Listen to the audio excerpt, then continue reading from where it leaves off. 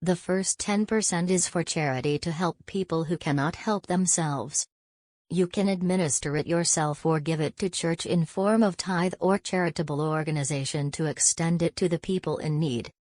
The second 10% is for active capital, participating in bringing value to the marketplace.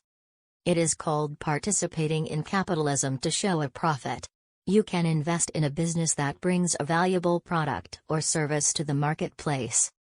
The remaining 10% is for your investment account. Money you contribute to help other bigger businesses run and they pay you interest as a return on your investment. The 70% is then for your expenditures on the things that you want to spend on. These are the concepts we are going to discuss in this lesson. But first, let's have the intro.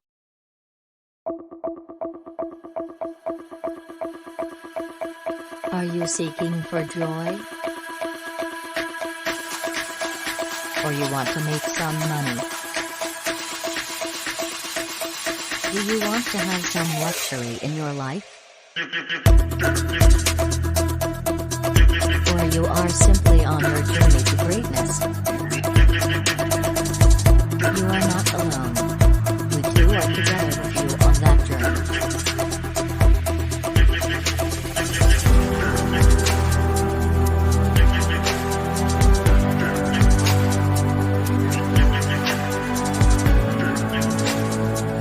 So welcome to Extra Lessons, a place where you come to learn about the extra life ideas. At Extra Lessons, we are determined to help you find information and ideas that can enable you live an extraordinary life. We are here to share the knowledge and the information you will need to become the person you want to be. And now, let's have our lesson.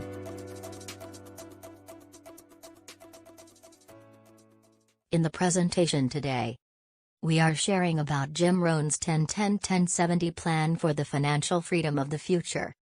Mr. Rohn was a businessman as well as one of the best teachers of entrepreneurship and success in the world. Before we go into the plan, let's make a few points clear.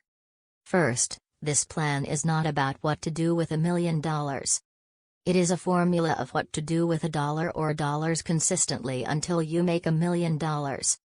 Remember, you don't need enough money in order to make a good plan, but you need to have a good plan in order to make enough money. Second, this plan is not about get-rich-quick tricks. If you actually thought so, we are sorry.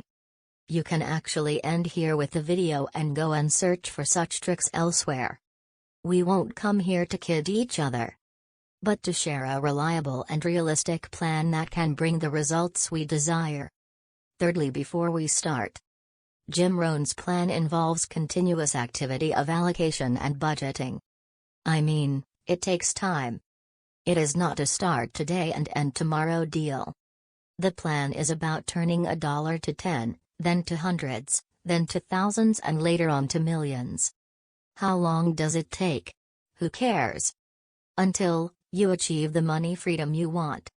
The plan requires high levels of consistency and discipline. And sometimes sacrificial discipline. As you know, all good things like money shall be won by contest. Never will a man drift into wealth. But you can always drift into poverty. Remember, poverty is easier than wealth. That's probably why many people live in poverty. And a few are found in the circles of wealth. So it is going to take a lot of discipline and willpower, as well as good sacrifice to achieve financial freedom we want. So with those notes, let's get to Mr. Rohn's 10-10-10-70 financial plan for financial freedom. Here is what the formula suggests. For the first 10% of your net income, give it back to society. It is called being generous, helping people who cannot help themselves.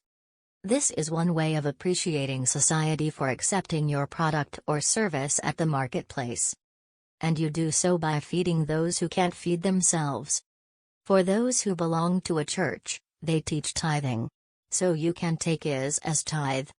Some people choose to administer it themselves by helping other people directly or by donating to a charity. Whatever way, you give back the 10%, There is an inner esteem and confidence that naturally builds within you when you know you are participating in helping people. So don't miss it. We are not saying, this is easy. We are saying it is a crucial thing to do. It is your money, and it is your plan.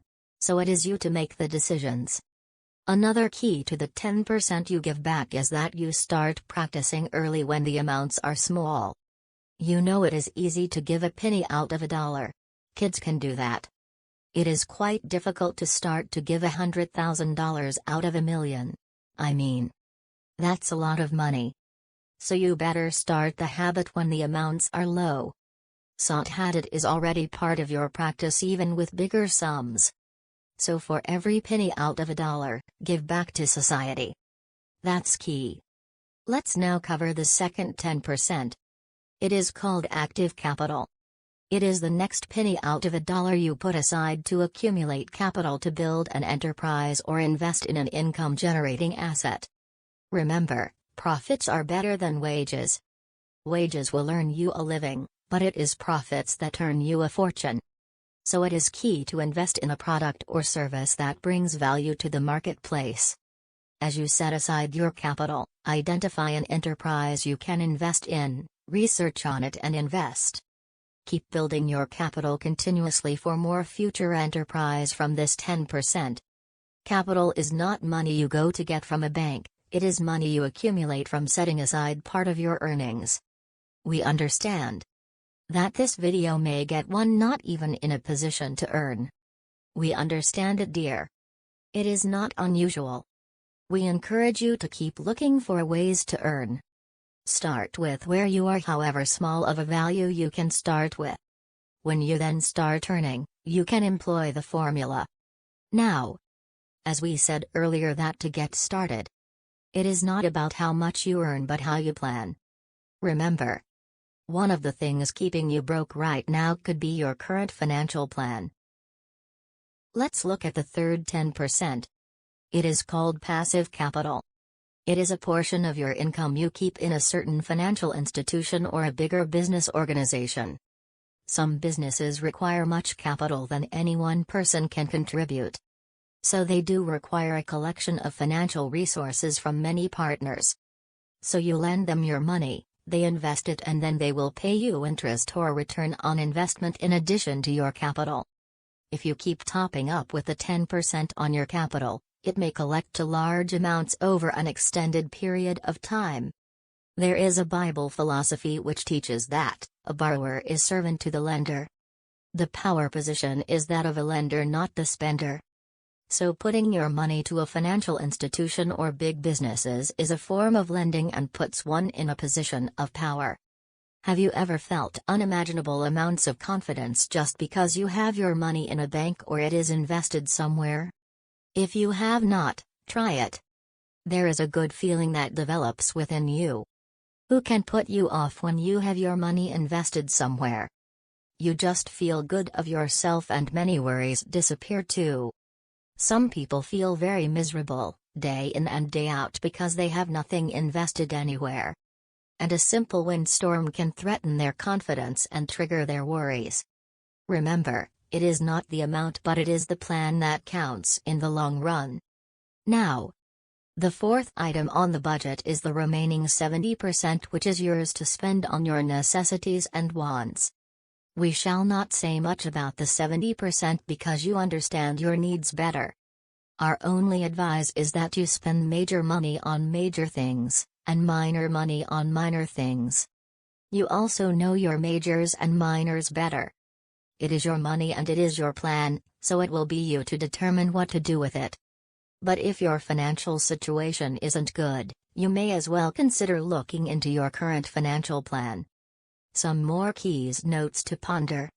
First, poor people spend their money and invest what is left, whereas rich people invest their money and spend what is left.